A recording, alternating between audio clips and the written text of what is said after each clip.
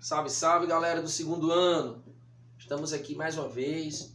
A gente falou aí de morfologia vegetal, parte 1, raiz e caule. E agora a gente vai dar continuidade falando agora da folha, né? O estudo da folha. Tá certo? Bom, anatomia externa da folha. A folha completa e outros tipos. Quando é que eu tenho uma folha completa, Deus? A folha, para começar, é um dos órgãos mais importantes dos vegetais, né? É aquele órgão responsável pela fotossíntese, certo? Toda essa parte verde da folha, né? Ela é rica em clorofila, tá? Que vai ajudar aí a absorver a luz, tá bom? Então, assim, essa folha, ela apresenta três partes principais, né? Uma folha completa, ela apresenta três partes principais básicas, né? Ela apresenta um limbo, que é toda essa região aqui verde, onde a gente vai encontrar as nervuras reticulares, no caso de uma folha de planta de cotiledônea, tá? Essa parte aqui, o limbo, né? Uma porção achatada e ampla da folha, né? É a principal estrutura responsável pela fotossíntese e pela transpiração. A gente vai já falar sobre isso também. Ela apresenta também um pecíolo, que é essa estrutura aqui, que vai sustentar o limbo, né? Prende o limbo ao ramo caulinar.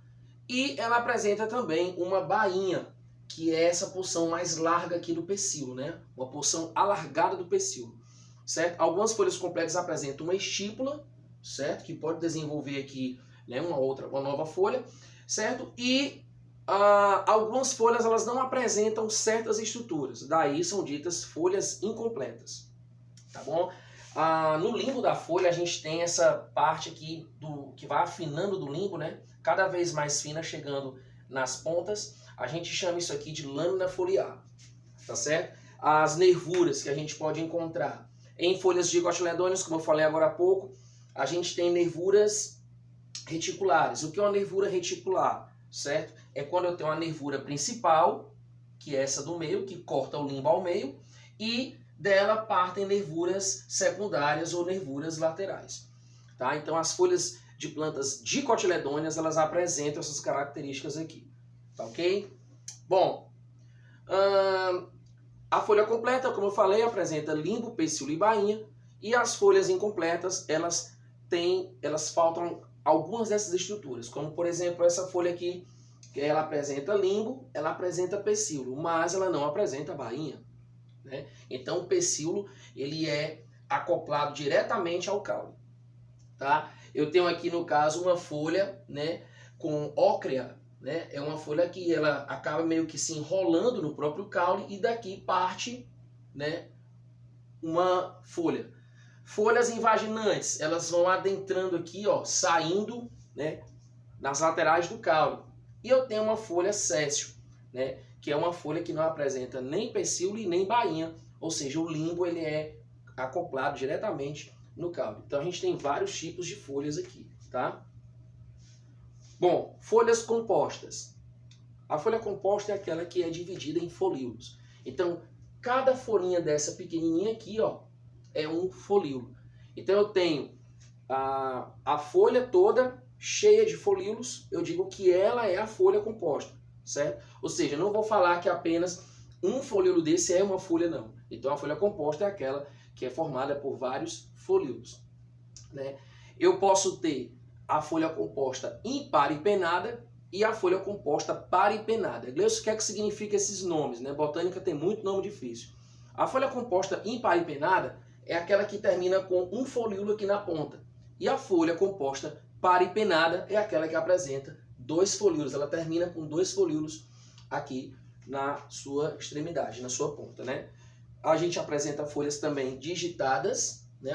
Onde cada folíolo parte de uma ponta diferente, e folhas recompostas, onde eu tenho aqui várias folhas compostas, unidas, né, em uma única estrutura.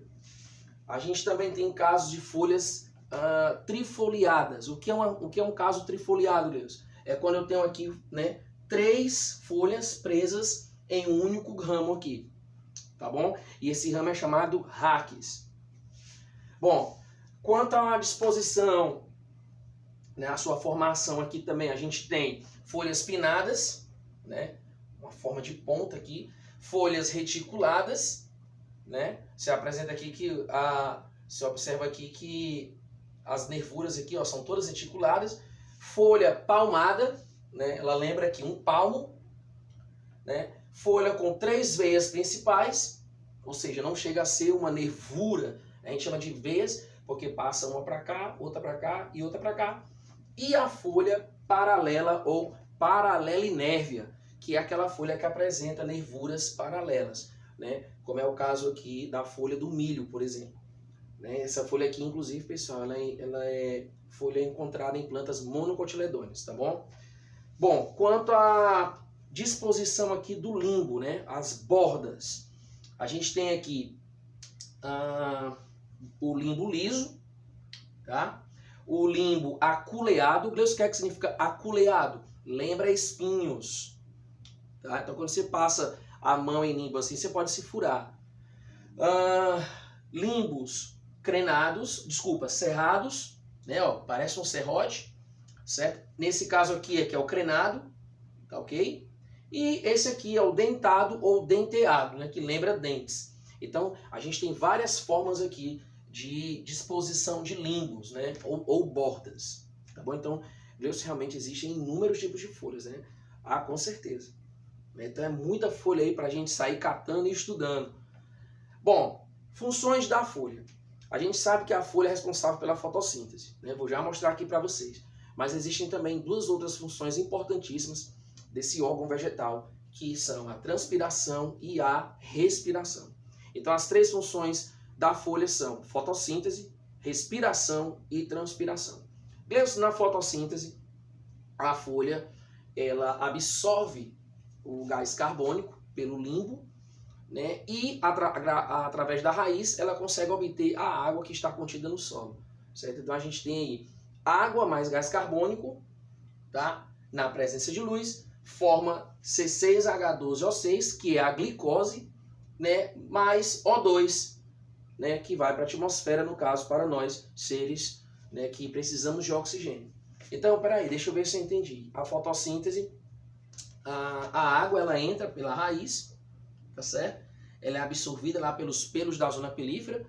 Não sei se alguém lembra quando a gente falou sobre as partes da raiz, né? Quando eu falei que a zona pilífera ela apresenta pelos absorventes que absorvem a água que está no solo. Daí essa água passa para os vasos condutores, no caso o xilema, e sai levando essa água por dentro do caule até as folhas, tá? Ocorre, né, da mesma forma com o gás carbônico, só que o gás carbônico ele é absorvido aqui por difusão pelo limbo da folha, certo? E aí ele é conduzido por vasos condutores, ele é transformado em glicose, certo? E ele é conduzido pelos vasos condutores e ele também passa por dentro do caule até chegar na raiz, tá bom? Então a equação geral da fotossíntese é gás carbônico mais água na presença de luz, certo? A planta produz glicose, que é C6H12O6, mais oxigênio. E esse oxigênio ele é liberado para os seres, né, para nós animais, né, os seres heterotrófos. Tá bom? Aqui é mostrando uma animaçãozinha para vocês aí, ó, da fotossíntese. Tá?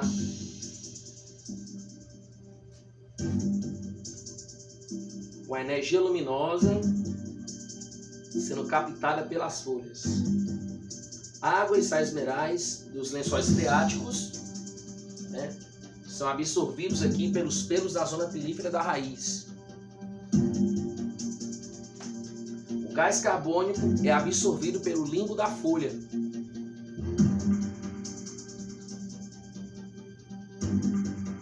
Aí a gente tem a união de água mais gás carbônico na presença de luz, produzindo glicose, C6H12O6,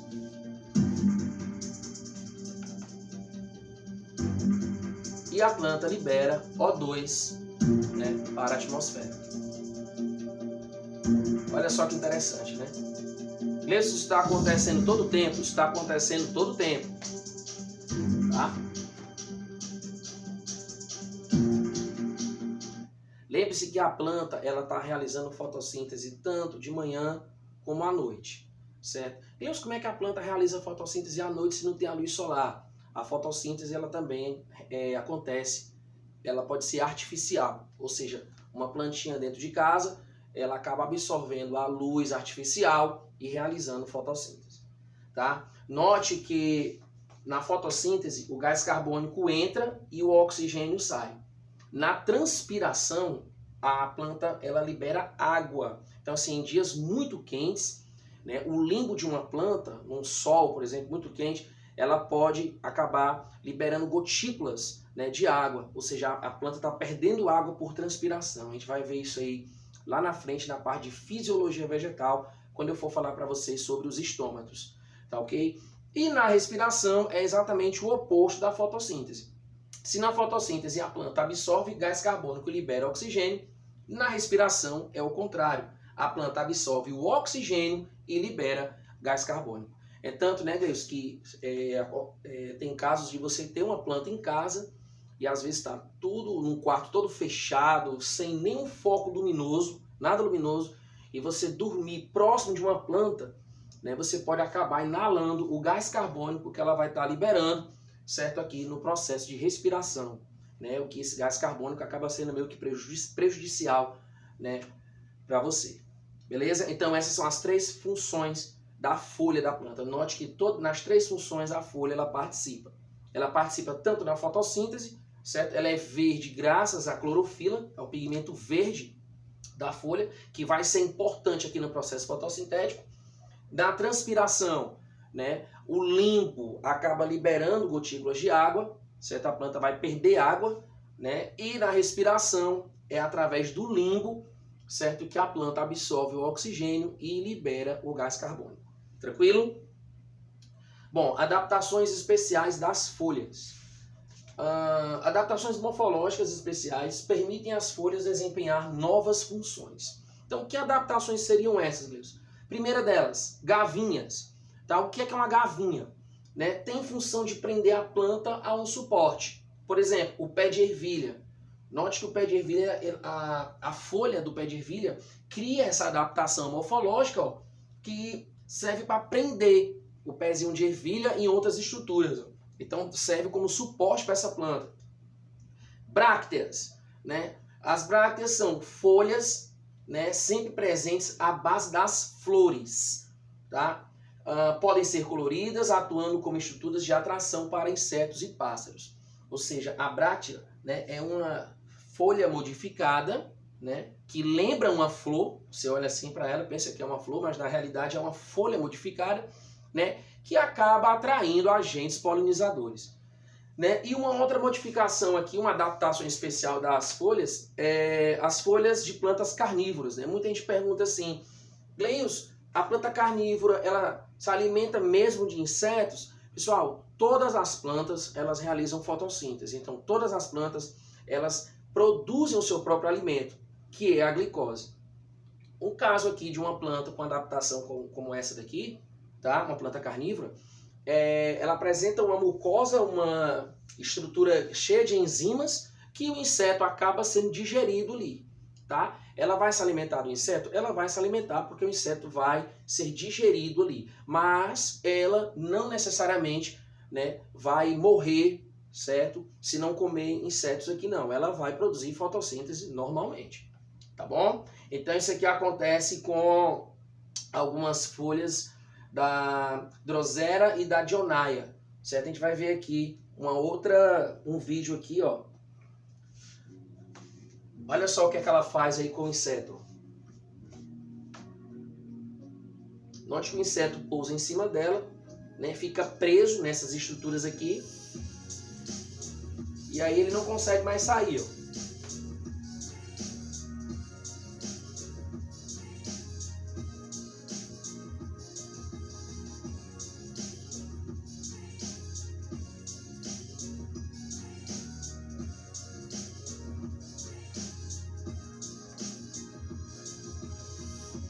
A força de atração que essas estruturas têm, né, não deixam que o inseto fuja.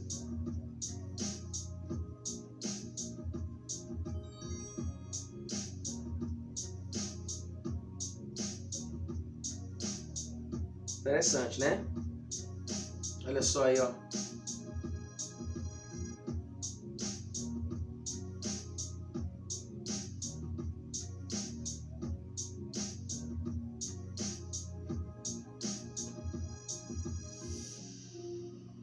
Legal, né?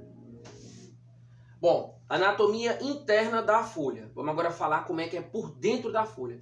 Imagina agora que eu estou cortando aqui essa folha ao meio, ó, certo? E viro aqui e estou vendo como é que é por dentro dela. Gleilson, cara, olha só o tanto de coisa que tem se eu cortar uma folha e ver como é que é por dentro. Primeiro que não dá para ver direito a olho nu, certo? Olha só o tanto de coisa que tem, né? Nem eu imaginava que tinha tudo isso. Pois é, a gente falou como é que é a folha por fora, né? As suas partes principais, agora a gente está mostrando como é que é por dentro da folha, tá certo? Pessoal, primeiramente, né, ela apresenta aqui a sua parte superior e a sua parte inferior, tá bom? Então eu tenho aqui a epiderme superior da folha e a epiderme inferior, tá? Note que tanto na epiderme superior como na epiderme inferior, a folha apresenta uma estrutura chamada cutícula, né, que é meio que impermeável, né? Algumas folhas, quando você olha assim a folha, você molha ela, você vê que a água não consegue entrar. Então, assim, não são todas as folhas, mas em grande maioria, essa cutícula aqui ela é meio que impermeável. Então, a gente apresenta também aqui, abaixo da epiderme superior, entre a epiderme superior e a epiderme inferior, nós temos aqui o que nós chamamos de mesófilo foliar. Gleilson, o que é o mesófilo? Mesófilo é toda essa parte aqui, ó, que a gente considera como o meio da folha, tá? Então, todo esse meio da folha aqui, na histologia vegetal, né, e na morfologia vegetal, a gente conhece como mesófilo foliar, tá? E esse mesófilo, pessoal, ele é formado aqui por tecido de preenchimento. A gente tem aqui parênquimas, né? O tecido parenquimático, ele na realidade é um tecido de preenchimento, ele serve para preencher estruturas, tá certo? Então a gente tem aqui o parênquima palissádico, né? Essa parte superior aqui do mesófilo, ó, tá? Note que a disposição aqui das células desse tecido aqui, ó, é totalmente como se fosse em forma de uma paliçada, né? Um paliteiro, né? Por isso que tem esse nome. Em seguida a gente tem um parênquima lacunoso, ó, onde aqui as estruturas já são em forma de lacuna, tá bom?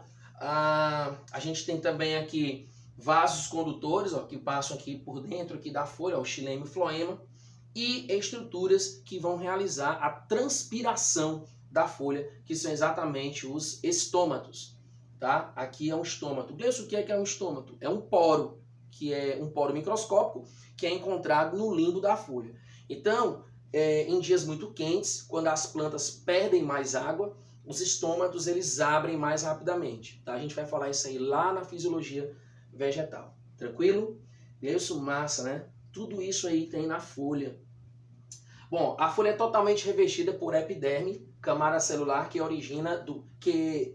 se origina do protoderma e do primórdio foliar. Então essa epiderme ela vai se originar desse outro tecido aí, tá certo? O interior foliar é preenchido por um tecido parenquimático denominado mesófilo, que a gente acabou de ver aqui que ele é dividido em parênquima palissádico e parênquima lacunoso, cujas células são ricas em cloroplastos, por isso também é chamado de parênquima clorofiliano, né? Ou clorênquima. Gleilson, o que é um cloroplasto? O cloroplasto, pessoal, é uma organela encontrada nas células vegetais cuja função é fotossíntese. Então, olha só, mostrando aqui mais uma vez. A cutícula, né, aquela parte lá, que em algumas folhas é impermeável. A epiderme superior, né, o mesófilo, que é formado aqui pelos parênquimas, tá bom? E a gente tem aqui, ó, o cloroplasto. Tirando aqui, fazendo uma ampliação dessa organela encontrada na célula dessa folha aqui, da célula vegetal, eu vou ter exatamente essa organela aqui que realiza a fotossíntese. Tá? O cloroplasto, pessoal, é uma organela que, assim como a mitocôndria, apresenta também DNA próprio, né? É uma organela top, tá? E ela é dividida em membrana externa, membrana interna. Ela apresenta uma pilha, né, de moedinhas dentro. Cada moedinha dessa a gente chama de tilacoide. E o conjunto desses tilacoides a gente chama de grano ou grana, tá bom? E ao redor dessas pilhas a gente tem o estroma. Lá nas fases da fotossíntese, né, a gente estuda direitinho aqui o cloroplasto. A gente fala que a fotólise da água, que é a primeira etapa lá né, da fotossíntese, ela ocorre exatamente aqui dentro desse tilacoide aqui, né, do cloroplasto. Tá bom? Bom, e aí galera, valeu, tá? Até a próxima.